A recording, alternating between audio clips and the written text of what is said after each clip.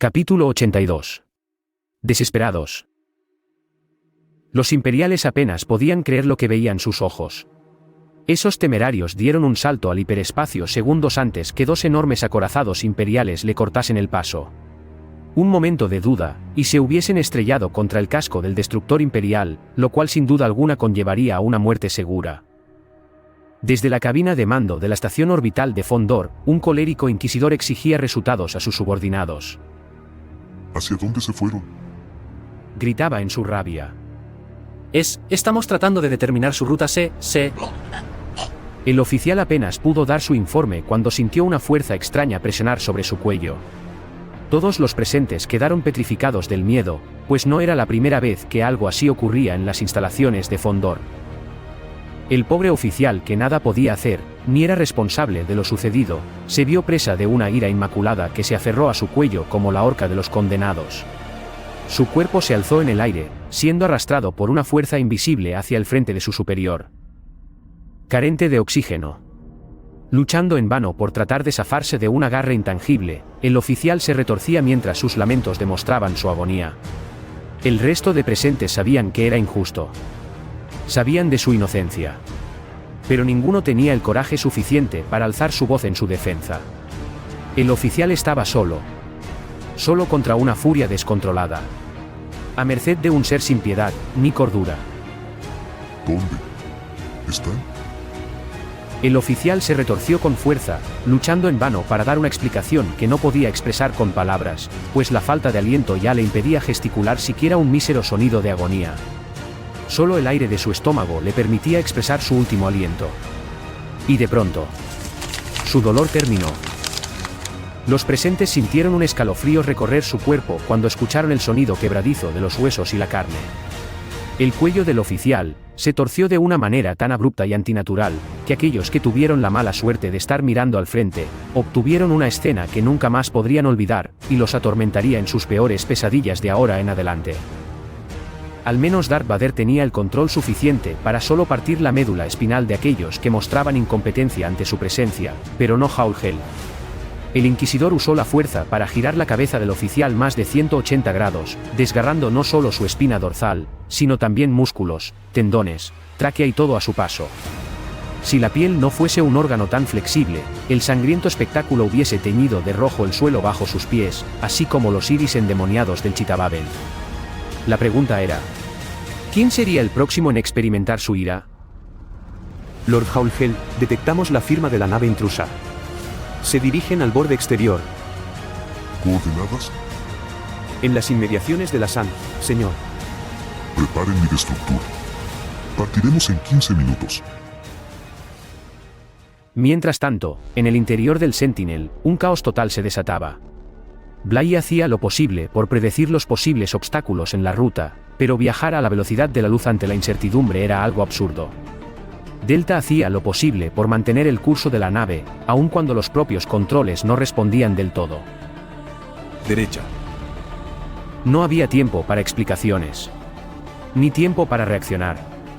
Delta deslizó los controles lo más lento posible, pues un giro demasiado brusco y las fuerzas que estaban en juego harían pedazos la nave y la convertirían en una bola de fuego. Delta no necesitaba saber que estaba esquivando, solo tenía que seguir las instrucciones al pie de la letra. Al no tener un rumbo trazado, en su camino no era de extrañar que se toparan con algún planeta o asteroide, lo cual significaría una muerte segura. La computadora justo al frente le mostraba a Bly los posibles objetos en su trayectoria, pero incluso el mínimo error sería fatal, así que el clon no apartaba la mirada del ordenador ni por un segundo. Arriba, abajo, izquierda y derecha. Comandos que el clon repetía una y otra vez, y que Delta hacía lo posible por seguir al pie de la letra. Ícaro estaba conectado a los sistemas de la nave, potenciando los escanes a su máxima capacidad, mientras priorizaba la movilidad y el correcto funcionamiento de los sistemas eléctricos e hidráulicos. Aunque solo él sabía que un pequeño asteroide había perforado parte del ala derecha, haciendo que la lanzadera perdiera gran cantidad de combustible. Pero eso no era el mejor momento para hacer algún comentario. Kurt, Hondo y los otros clones se aferraban con fuerza a sus cinturones de seguridad, sin poder hacer mucho más que rezarle a la fuerza para que pudiesen lograr llegar vivos a donde quiera que fueran. Alpha estaba sentado justo al lado, y frente a él, sentado sobre su regazo y envuelto en una jaula inamovible de metal, estaba Hwalto, el cual aún estaba inconsciente como Seb. El clon comando que los droids sujetaban para que no se diera ningún golpe ante las sacudidas de la nave. Para Boss y Fixis era curioso ver cómo los droids protegían a su hermano de armas, creyendo que sería imposible ver algo así en sus vidas. Después de todo, ni la propia fuerza sería capaz de saber a cuántos ojalatas ellos abatieron con sus propios blaster. Pero allí estaban, agradecidos de estar a su lado. Alto. No era el momento de preguntar por qué. Delta tiró de la palanca con todas sus fuerzas, sacando la lanzadera del hiperespacio en un temerario acto. El repentino descenso de velocidad hizo que el metal crujiese ante las fuerzas a las cuales estaba sometido, y hubiese lanzado a todos hacia adelante, en lo que sería una muerte segura de no haber estado bien amarrados a sus asientos. Cosa que no pasó con 6 de los droids de la Guardia Punitiva, los cuales salieron volando e impactaron contra el fuselaje de la nave, quedando destruidos al instante. Lamentablemente, esto también pasó con Ícaro. El droide de seguridad, al estar conectado a la computadora de la nave, no tenía ningún punto de apoyo por el cual sujetarse. Su cuerpo salió disparado hacia el frente, rompiendo el brazo que estaba conectado a la computadora y chocando contra parte de los controles, llevándose consigo el brazo derecho de Delta y varios de los controles de la propia lanzadera. La situación era crítica, y solo estaba empeorando.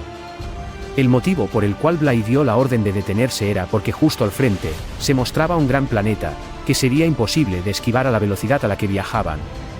Un enorme planeta desértico, purgado de los registros imperiales y de su propia gente. Un planeta que ninguno de los presentes había visto jamás. Hemos perdido el control de los estabilizadores. Sujétense. Una vez la nave logró alcanzar la velocidad subluz, se pudieron percatar que ya estaban en la órbita de dicho planeta, pero el tiempo no permitiría siquiera poder contemplarlo, pues chispas brotaban de todos lados de los paneles de control. Perdemos energía. Las reservas de combustible están llegando a niveles críticos. La gravedad del planeta nos está arrastrando hacia la superficie. General, ¿qué debemos hacer? Pero no hubo respuesta. Ícaro. El general ha caído. Bly no podía creer lo que escuchaban sus oídos. Se dio la vuelta súbitamente, apartando su vista de los controles para verlo con sus propios ojos. El cuerpo de Ícaro había impactado contra los controles, justo al lado de Delta, y no mostraba ningún tipo de respuesta, salvo cortos circuitos que era imposible definir si provenían del cuerpo del droide, o del propio panel de controles destruido. Fuese cual fuese el caso, no tenían tiempo para averiguarlo. A todas las unidades. Prepárense para una colisión. Repito. Prepárense para una colisión. Prioricen la vida de los orgánicos. Exclamó por los altavoces. Hondo, Boss, Fixer y Kurt no sabían qué estaba pasando, pero las palabras del droide no eran para nada alentadoras. De pronto, no pudieron siquiera reaccionar cuando el resto de droids comando de la Guardia Punitiva desabrocharon sus cinturones y se abalanzaron sobre ellos. No sabían si tener miedo o preocupación al ver a esos droides pintados de negro encima, pero lo que sí podían ver era cómo estos enterraban sus manos metálicas contra el fuselaje de la nave, creando una improvisada jaula antivuelcos con sus extremidades metálicas. Al mismo tiempo, otro droide se acercó a Alpha, y entre ambos hicieron una jaula para Hwalto, al mismo tiempo que 3 de ellos se abalanzaban contra Seb. Bly tampoco pudo reaccionar cuando otros 3 droids ingresaron a duras penas a la cabina de mando, tomándolo por sorpresa mientras se enredaban a su alrededor para protegerlo. Sus manos no podían hacer nada. Era prisionero de sus propios subordinados de metal. Y lo único que podía hacer, era ver cómo Delta luchaba con cada gota de aceite de su cuerpo metálico para mantener la nave estable. De pronto, la Sentinel se prendió en llamas, víctima de la fuerza que la atmósfera de dicho planeta ejercía sobre ella. Los alerones no respondían correctamente. Delta luchaba con el único brazo que le quedaba para mantener la nave estable. El fuselaje se sacudía con fuerza, mientras en la parte trasera todos se gritaban los unos a los otros. Fueron segundos largos. Segundos muy largos donde todos, incluso los más veteranos, eran presa del miedo y la desesperación. La impotencia de ser presas del destino y la suerte no era una sensación agradable, pero no podían hacer nada al respecto. El calor generado era insoportable, el cual sofocaba a los tripulantes, debido a que la capa aislante había sido consumida por el propio fuego que envolvía a la nave. El poco combustible que quedaba había hecho ignición, y ahora la mayor parte del fuselaje ardía ante la ferocidad de los químicos tan volátiles que impulsaban las naves espaciales por el vacío cósmico. Una brillante bola de fuego iluminó los cielos del planeta, y desapareció tras el horizonte. Sujétense. Luego, todo fue consumido por el silencio absoluto. Una puerta del oasis chocó súbitamente contra la pared. Del interior de una habitación oscura, salió un ser que era incapaz de esperar a que dicha puerta se abriese automáticamente, y cuya desesperación era visible para todos aquellos que lo vieron con su rápido andar por las calles del refugio. Ícaro parecía estar poseído. Programado. No giraba la vista hacia ningún lado, ni siquiera ante aquellos que lo saludaban. No podía hacerlo. No tenía tiempo para eso. Teniente Elgate. ¿Me recibe? Gritaba por el comunicador de su antebrazo. Lo recibo, general. ¿Qué ocurre? Preparen la Munificent. Partiremos de inmediato. Avisa a Mirana y a Limu. Sí, señor. Leal hasta la médula, Elgate no hizo una sola pregunta. Solo se apresuró a cumplir con la orden lo más rápido que su cuerpo orgánico le permitía. Ícaro seguía caminando con prisa hacia los hangares. No tenía tiempo que perder. Pero una voz lo sacó de su rápido andar. Una voz que no podía simplemente ignorar. Ícaro. El droide se detuvo en seco, mirando a la cigerriana con pesar. ¿Qué ocurre? La Munificent se está movilizando. Hemos perdido contacto con el grupo de infiltración. Y dejé de recibir señales de mi otra parte. No. Dijo con voz ahogada pensando en lo peor. Sé fuerte. Partiremos de inmediato. Yo. No sé. Iré con usted. Dijo más por impulso que por decisión propia. No. Usted debe quedarse aquí. Pero. La voz de la cigerriana se vio opacada cuando sintió el peso y el frío metálico apoyado sobre su hombro. Miraj alzó la mirada, la cual hacía lo imposible con contener su impotencia ante la idea de lo que pudo haber pasado.